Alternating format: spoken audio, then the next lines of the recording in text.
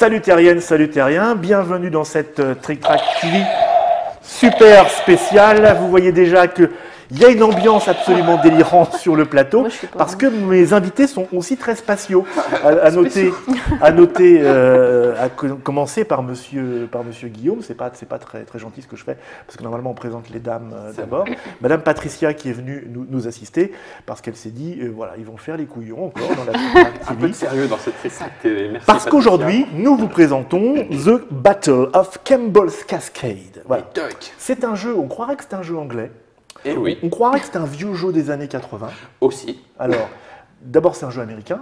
Oui. Un petit peu quand même. Parce que cette boîte que j'ai dans les mains, elle vient de chez Z-Man Games. C'est ça. Qui est donc une des parties de Philosophia. Enfin, maintenant, un éditeur associé. Mais voilà, tout à fait bon. Alors que oui, il y a un nouveau nom en fait. Oui, il y a un nouveau nom, F2Z Entertainment. Voilà. Ce qui me fait que maintenant j'appelle Monsieur Guillaume, Monsieur Fitouze. The Fitouze. Ce qui est très mignon.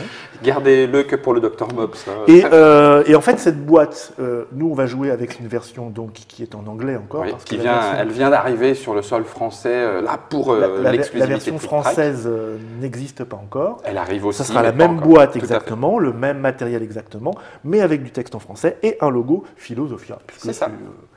Copains comme cochons, c'est les mêmes. En fait, c'est les mêmes. Monsieur, madame, tout ça. Monsieur, madame.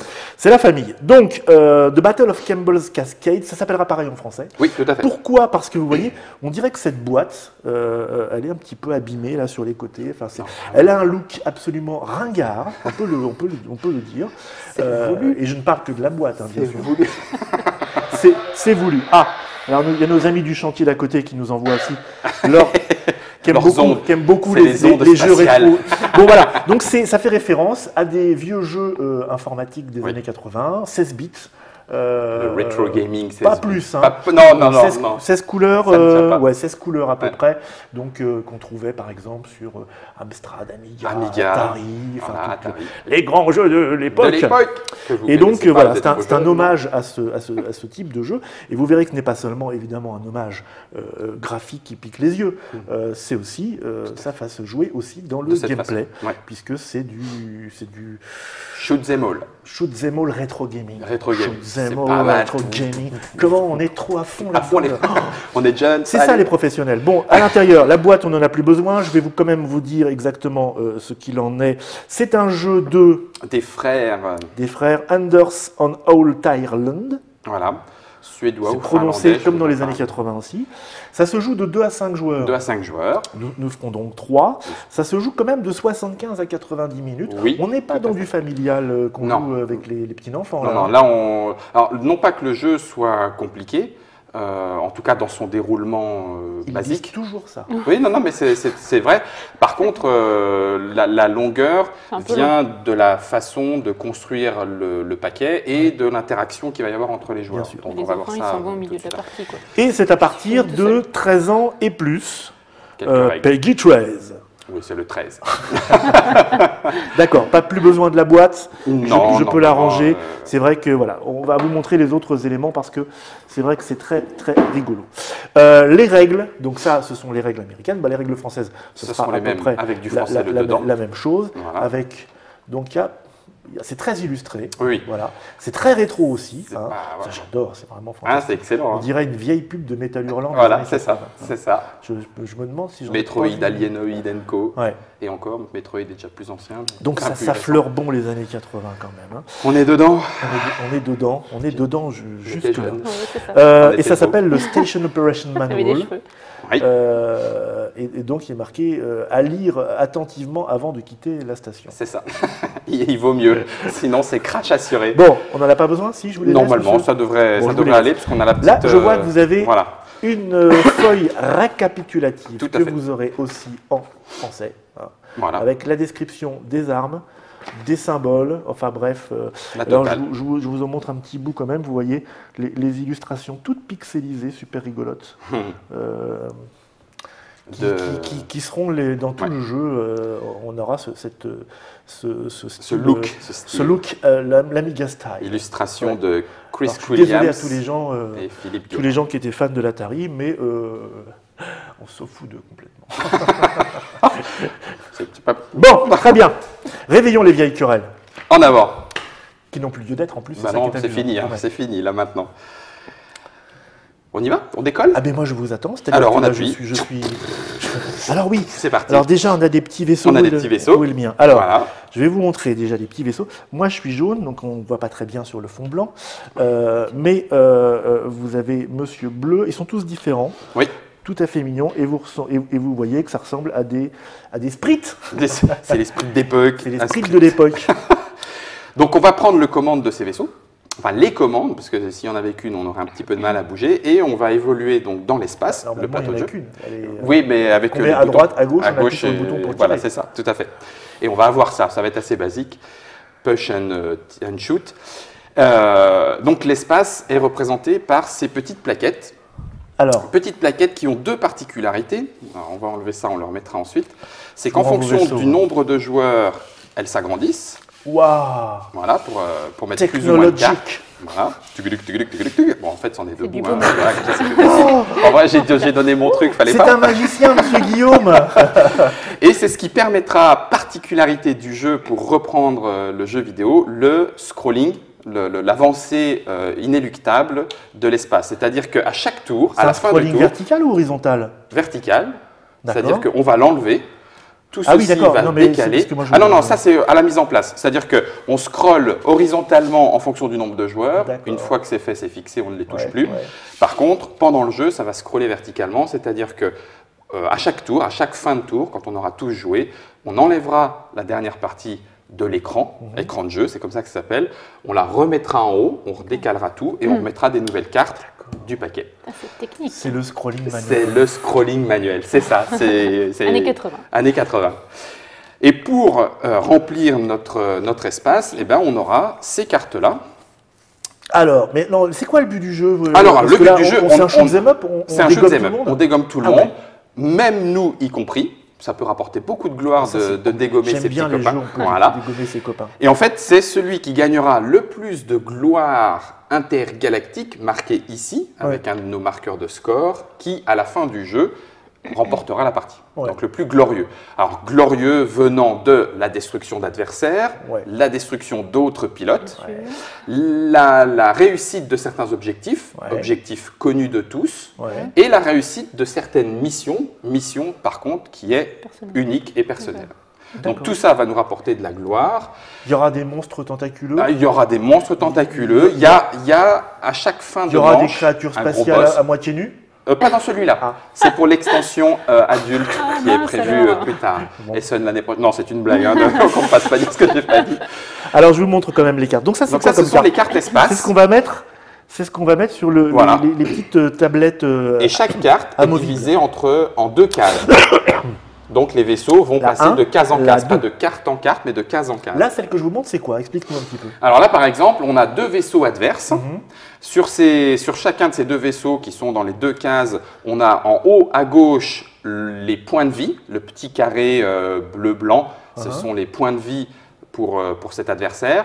La petite explosion orange-jaune, c'est la menace qu'elle représente pour nous, les tirs, sa rapidité, etc. Voilà. Et puis en bas, le petit losange blanc, c'est la récompense quand on tue cet adversaire. Si on y arrive. D'accord. Ok. Voilà, je vous en montre une autre. Voici par exemple celle-là. Ça, c'est notre premier niveau que tu avais constitué. On avait tiré cette carte-là. Alors là, on a une petite boule d'énergie. Donc, quand on va s'arrêter sur cette case, on va regagner de l'énergie. On regonfle notre moteur pour pouvoir continuer un petit peu plus loin. Puisqu'on va le voir bientôt, on a besoin d'énergie pour faire tout ça. Et enfin, voilà. Et dernière carte, alors ça c'est beaucoup moins drôle. C'est notre level 1. C'est un trou noir. Donc celui qui va dedans, il crash et one life, une vie perdue. Donc il explose, il disparaît du plateau et il faudra qu'il revienne. Comme dans les jeux vidéo, il reviendra en clignotant, c'est-à-dire qu'au début, non, on n'est pas mort. On a vie infinie. C'est player, shoot again. C'est ça. Insert coin. Non, là, c'est pas la peine. On a mis au moins 10 francs, en début de partie. Ok, je les mets n'importe comment? Oui, on peut là, parce que alors il y a une petite indication de deck entre guillemets. Ça 51, il y a marqué voilà, là. Ce sont les différents paquets. Ah, c'est pas de la pub? Non, c'est pas de la pub. Et en fait, ces paquets-là sont triés en début de partie et on en prend X du premier qu'on met en dessous, X du deuxième qu'on met au-dessus, etc. Ce sont des difficultés. Voilà, ça va en difficulté 51, 51, 51, 51, A1. Voilà. Donc je me demande si c'est un S ou un 5. En tout cas, de toute façon, c'est les différents noms des decks. De toute façon, et on monte ainsi en difficulté jusqu'à une carte boss qui a été tirée au hasard parmi 4. Mais là qu'on va regarder, hein. You are the boss. On affronte le Mops aliénoïde. Alors on la regarde?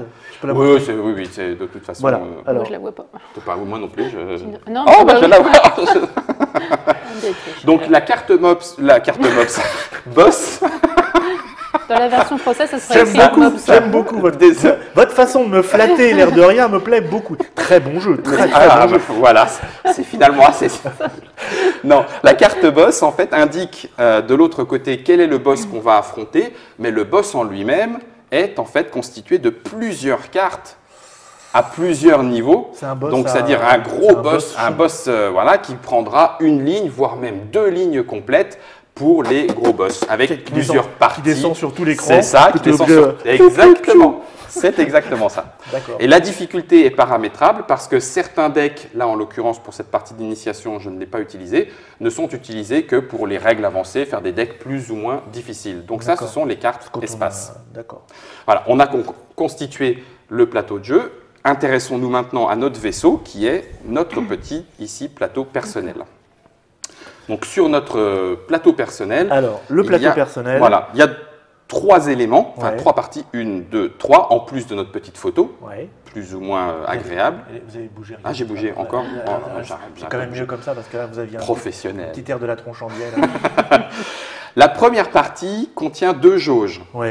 La première jauge, on retrouve le petit pixel explosion, c'est donc la menace à laquelle on devra faire face à chaque tour. D'accord, c'est pas la jauge Dread. C'est pas non, pas celle-là, le pauvre. Mais I am the law quand même.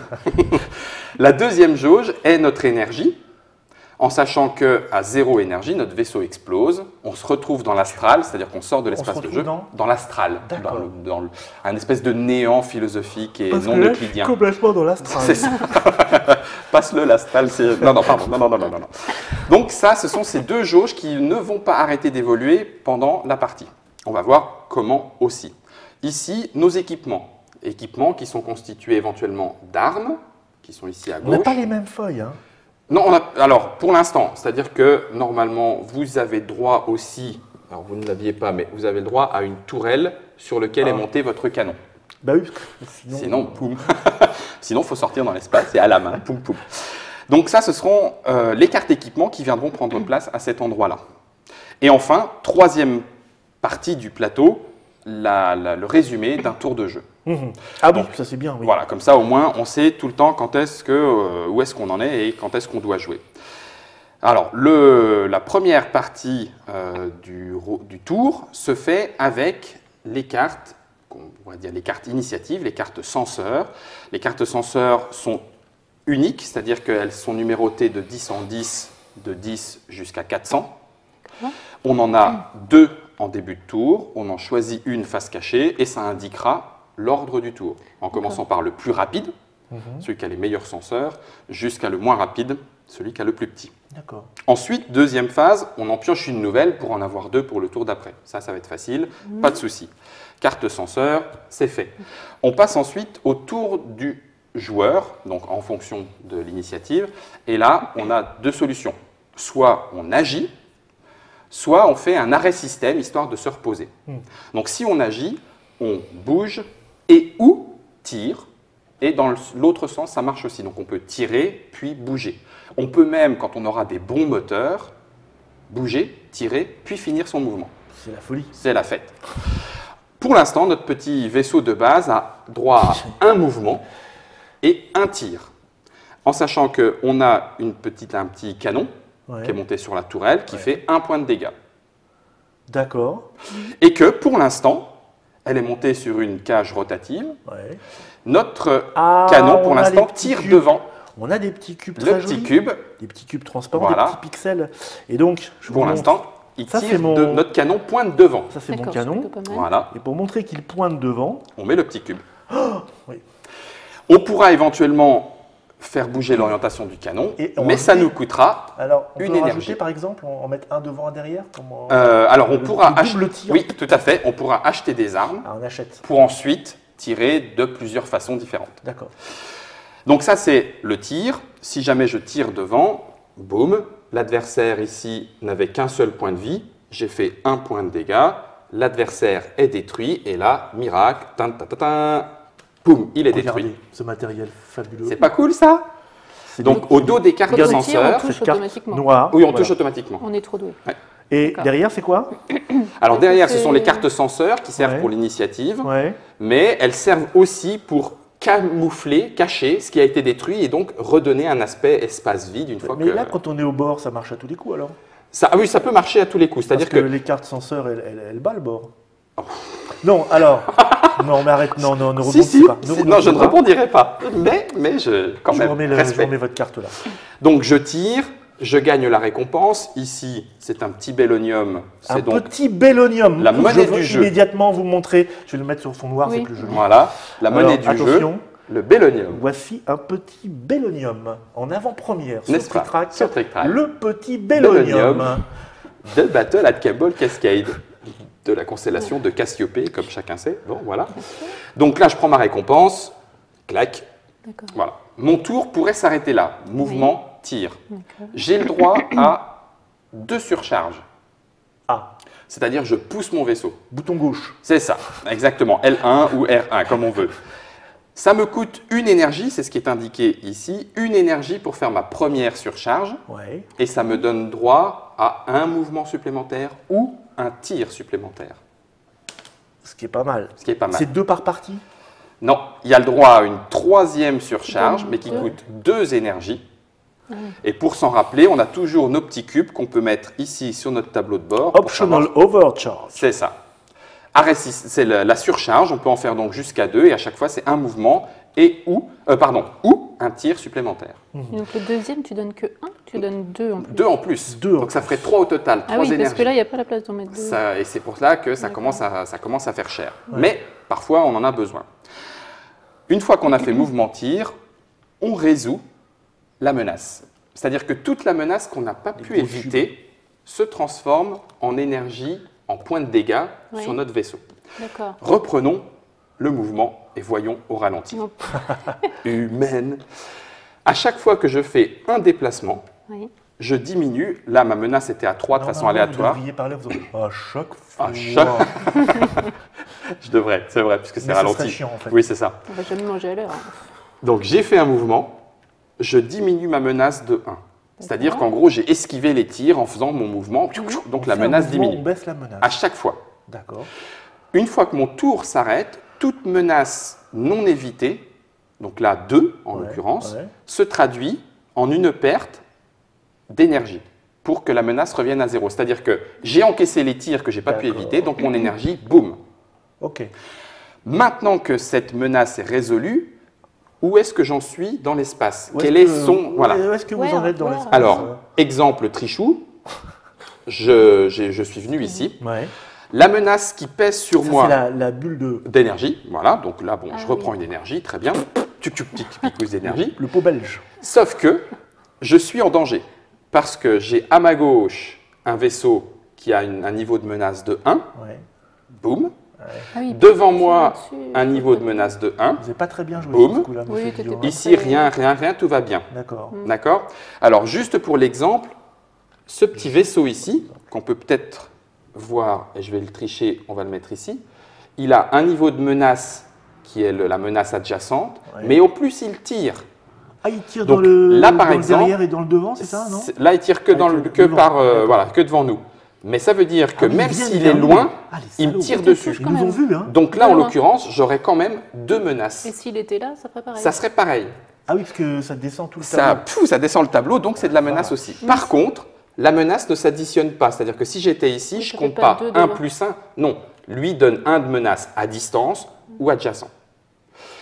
Il y a éventuellement des astéroïdes qui sont des éléments bloquants. Donc si j'ai un astéroïde devant moi, il ne peut pas me tirer dessus. Et si c'est un autre… Messieurs, dames, si c'est un autre vaisseau, et non, c'est là où c'est exactement. C'est là où c'est cruel, c'est que les vaisseaux ne se gênent pas entre eux. Voilà un élément bloquant. Voilà, un astéroïde, c'est un élément bloquant. On ne peut pas tirer à travers. On peut, mais ça sert à rien. Mais ça sert à rien, c'est ça, tout à fait. Donc, du coup, on calcule notre nouvelle menace. Dans les champs d'astéroïdes pour... Tout à fait. On peut. Alors, on ne peut pas rentrer dedans parce que sinon on se prend des dégâts, mais on peut se cacher derrière sans aucun problème. Donc, on reprend, on fait les mouvements et les tirs, on résout la menace non esquivée, et ensuite, on regarde quel est notre nouveau niveau de menace pour le tour d'après. D'accord. D'accord? Donc ça, c'est si on joue le côté combat actif. Attaque. Si je joue... Qu'est-ce qui se passe quand on est au max de menace? Alors, max de menace, ça ne change rien, ça veut juste dire max la menace, ça sera au prochain tour, que ça sera difficile. Oh yes, je l'ai eu. Notre générateur, pour l'instant, est limité à 5 en énergie. On pourra acheter un générateur supplémentaire qui nous montera à 6 ou à 7 par la suite. Et ça, tout ça, ça se fait justement quand on fait un arrêt système. L'arrêt système, c'est je recharge de 2 en énergie. Oui. Je résous la menace parce que je me suis quand même, j'ai arrêté de bouger, donc du coup, je me prends la menace que je n'ai pas pu esquiver. Ensuite, si les joueurs m'ont tiré dessus, on ne l'a pas encore vu, mais c'est possible, je leur redonne les marqueurs, puisque je me repose un petit coup. Je peux acheter à ce moment-là, et seulement quand je fais un arrêt système, toutes les cartes que mon Bellonium me permet. D'accord. On l'a vu, le Bellonium. Donc le Bellonium, c'est quand on tue des adversaires, et il y a certains Bellonium gratuits, ces grosses icônes qui sont ici. Ça veut dire que quand on dévoile les cartes, tous les joueurs gagnent un Bellonium gratuit. Petit coup de monnaie pour tout le monde. On a le droit d'acheter autant de cartes qu'on veut, qu'on peut payer, et les cartes sont recto verso puisqu'elles ont des niveaux. Donc le missile niveau 1 est là, le niveau 2 et le niveau 3. Alors, le missile niveau 1. Niveau 1. Donc le missile niveau 1 qui nous indique que... Alors, le missile niveau 1 nous indique qu'il fait un tir, c'est le 1, il fait 2 dégâts, plus un dégât d'explosion sur une case adjacente orthogonale. Ah, c'est pas mal le missile. Donc ça, c'est le missile niveau 1. Alors, missile niveau 1, si je retourne, vous avez le missile niveau 2. Le missile niveau 2 fait un tir, 3 dégâts, plus un dégât adjacent.